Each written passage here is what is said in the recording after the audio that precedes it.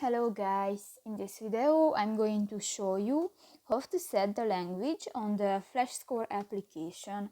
But first of all, I just want to mention, please don't forget to subscribe to our channel, because at 100,000 subscribers we are going to show you our YouTube revenue statistics and growth strategy, how to make money online.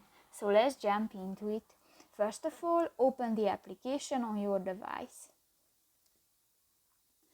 Tap to the settings icon at the upper right corner of the screen and go to the other section, and here you can find the change language button, and here you can select different language, for example Deutsch,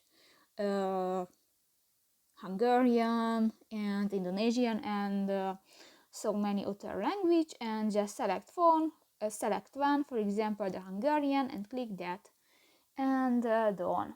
So that's pretty much it for this video guys. See you in the next one. Bye bye.